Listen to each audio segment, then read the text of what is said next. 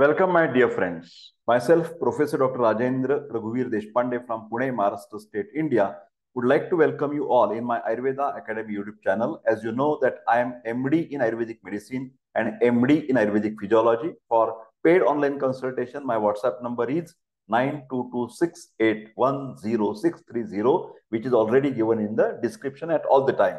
Okay.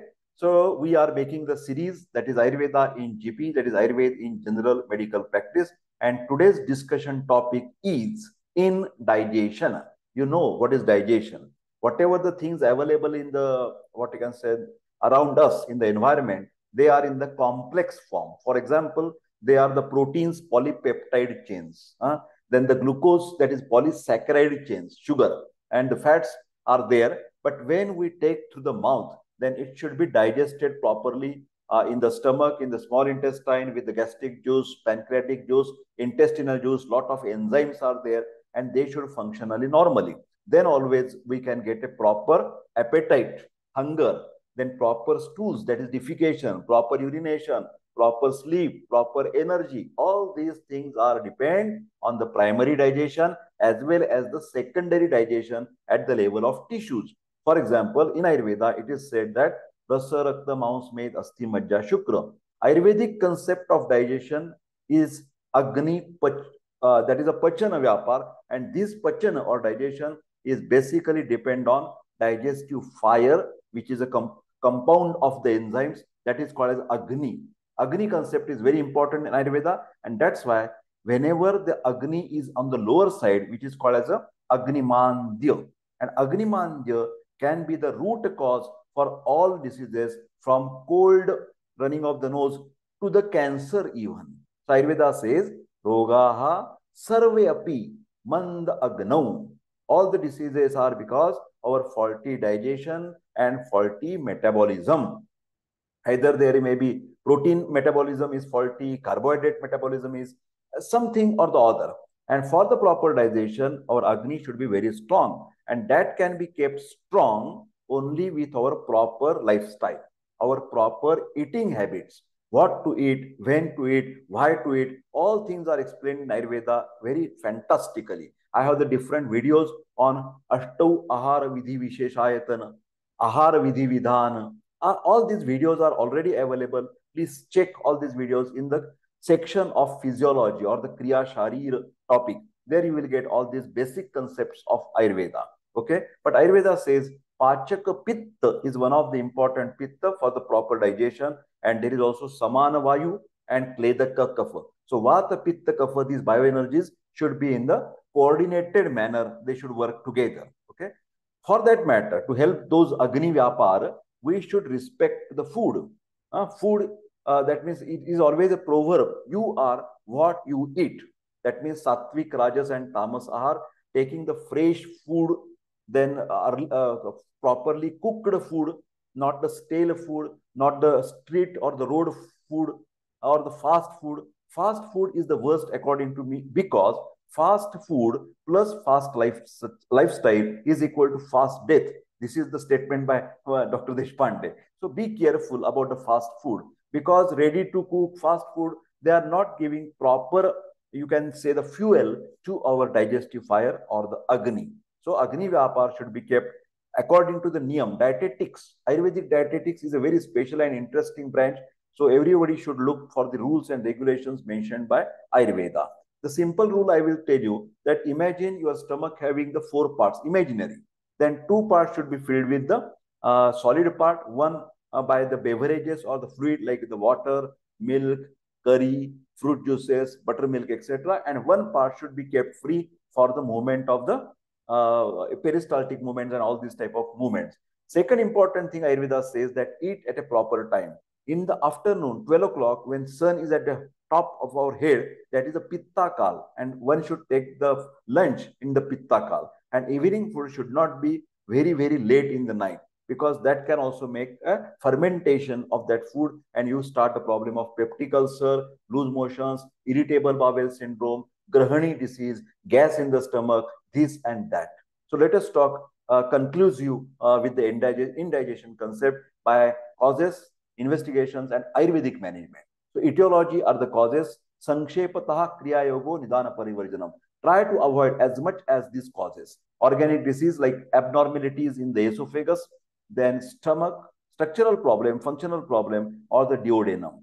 For example, there may be cardiospasm, spasm in the first your digestive tube, that is esophagus, tumor of the esophagus, cancer of the esophagus, diaphragmatic hernia, then achlorhydria gastritis, that is the inflammation of stomach, peptic ulcer, then carcinoma, that is a cancer of stomach, reflex dyspepsia.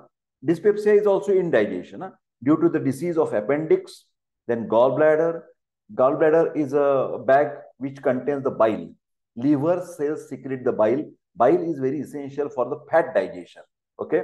Pancreas or the intestines, appendicitis, cholecystitis is the inflammation of this gallbladder. Then pancreatitis, amoebiasis. Amoeba is a very common infection in the India because of the contaminated water.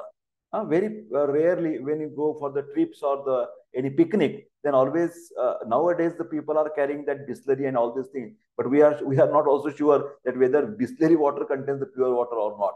Anyway, take the precaution from the contaminated or the polluted water. Then sprue is like a grahani in Ayurveda. The person feels to go to the toilet immediately. Whatever he eats, he wants to go to the toilet, and that is called as a gastrocolic reflex. Okay. Intestinal worms like the threadworm, roundworm, tapeworm, hookworm, etc. Hookworm is responsible for, yes, anemic condition, especially Giardia and amoeba. These infections are very common, which can be identified by stool examination. Then systemic diseases like cardiac failure, CCF, congestive cardiac failure, or right ventricular failure, or maybe left ventricular failure, pulmonary tuberculosis, very basic reason which cause the anorexia, loss of appetite, and the weight loss. Anemic condition, uremia. Urea is a waste product from protein metabolism, which is excreted through the kidney. But if your kidneys are not functioning well, then urea is accumulated in the blood. That is called as a uremia. Hyperparathyroiditis. Parathyroid is a gland behind the thyroid glands. 4 small glands are called as parathyroid gland. Functional, faulty habits of eating, nervous tensions and anxieties and depression. This can also affect your digestion. Remember, so always there should be comfortable and pleasant atmosphere whenever you are eating.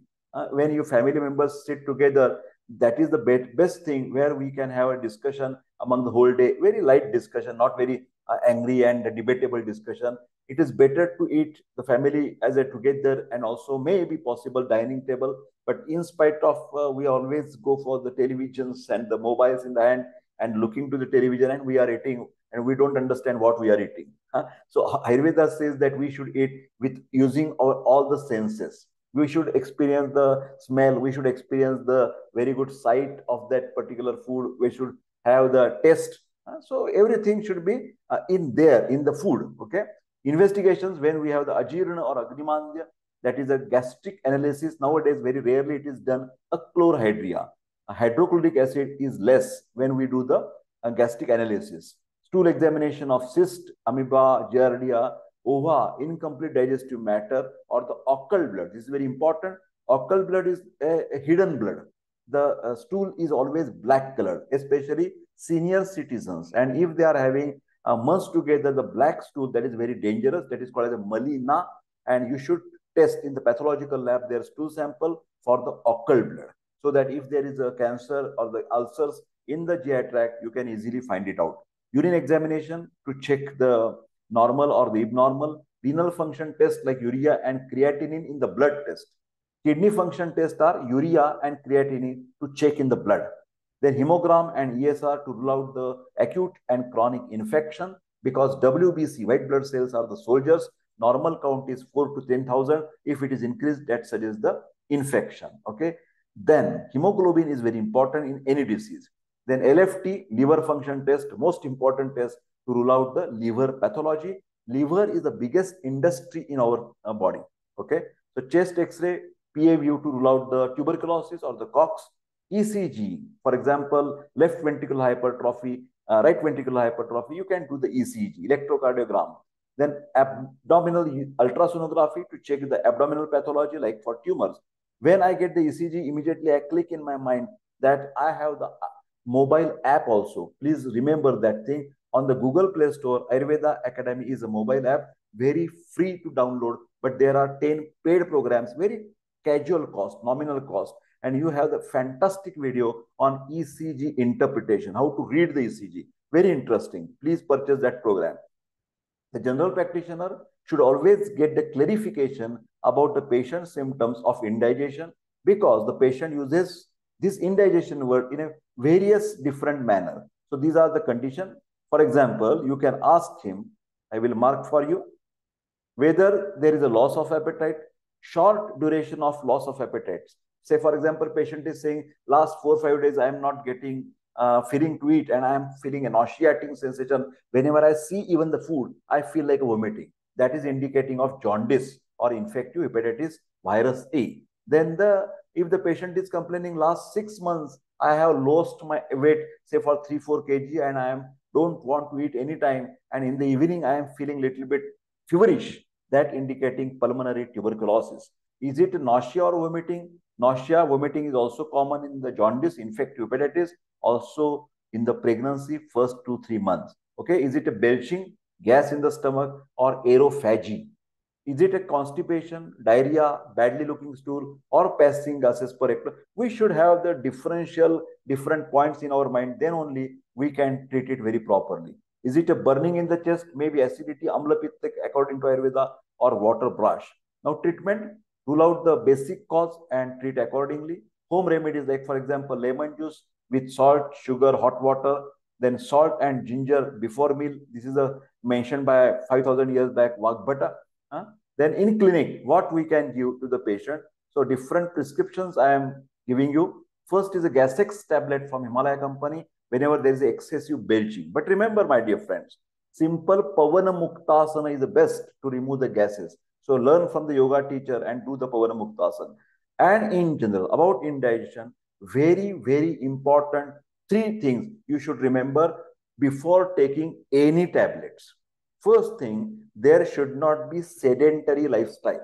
For the whole day, if you are sitting for your business purpose, like you are a shopkeeper or you are IT person, and 10 hours you are sitting just in front of the computer, no movement to your body, no 45, 1 hour, 2 hour walk, and you have the sedentary lifestyle, that will not cure your indigestion.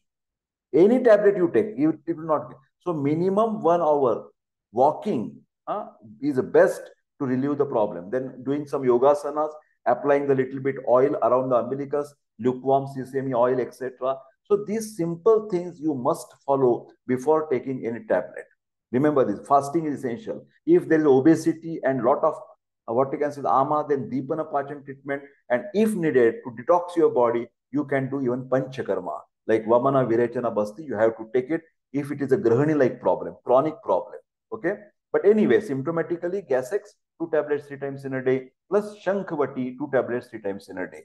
In spite of that, the alternative is there, Hingvashtaka Churna. But this Hingvashtaka is very, very pungent and irritating. So Pitta dominant people or ulcer patients or bleeding person should not take this Hingvashtaka Churna. Okay, 1/2 teaspoon 3 times in a day with ghee and warm water. Ayurveda say ghee is the best Agni Deepak. So little ghee is very essential in our daily food. Then Ashtachurna 1 teaspoon at bedtime with warm water, and Trifala Churna, best laxative, 1 teaspoon with warm water at the bedtime. Next prescription, my dear friends, for the indigestion, there is you can see, Ama Pachakavati, 2 tablets 3 times in a day. Ama is like a toxin-like material created because of the indigestion. Then Arogyavardhini, the number 1 tonic for the liver. Arogyavardhini Vati, 2 tablets 3 times in a day. Then Panchakolasava, symptomatic immediate relief, 4 teaspoon with equal amount of water 3 times in a day. And if we want that this Agnimandya should not come again and again and again, then you can take 15 days course or 1 month course with the Agni Kumaras 1 tablet a day, or Agni Tundi Vati 1 tablet a day, or Lashunadi Vati 1 tablet a day. But Lashun or garlic is contraindicated in Pitta dominant Prakriti or Pitta dominant diseases or ulcer or bleeding. No garlic, no Lashun. Remember my words. Next, Pathya. For example, the best treatment To treat the ajirna or agrimandya is langhana. At least half day langan, full day langan, 2 days langan. That fasting you can do with water or without water. Be regular in the diet. Timing should be perfect. Have the fresh, warm food in moderation as per your hunger. Stay away from sleeplessness and overexertion. Ratri Jagran, that means if you are keeping late at night and going to the bed at midnight every day, that can cause you indigestion or even constipation. Okay. So moderate exercise is okay, but too exercise, too much fast lifestyle is also not good for your overall health or the stomach. Then daytime sleeping should be avoided. Avoid fast food or eating out. Make sure you have at least one of these coriander or ginger or lemon or black pepper in your kitchen or in your eating dish. Okay. Avoid day sleep, and as soon as you eat, that means immediately after eating, no one should go for sleep. At least Shatapavali, 5 minutes slow walking, I am saying 10 minutes slow walking, and not fast or too much exercise after eating. No, never, never. Yogasana that may help in proper training like Uddiyana Bandha, then Vajrasana, Nauli, then Ushtrasana, Pavana Muktasana is the best, and Matsyasana. My dear friends, today, although it is looking to be minor problem, like what's our health, that Agnimandya and all these things, yes, they are important because that can be the beginning of any further serious problems like obesity, dyslipidemia, angina pectoris, heart problem, diabetes, hypertension, this and that. Origin may be in the faulty metabolic process. So be careful about your food and eating styles. Thank you very much. I request all of you to, of course, subscribe my channel and share this particular video. But I wish all the best. Take care and see you in the next interesting video. Thank you very much.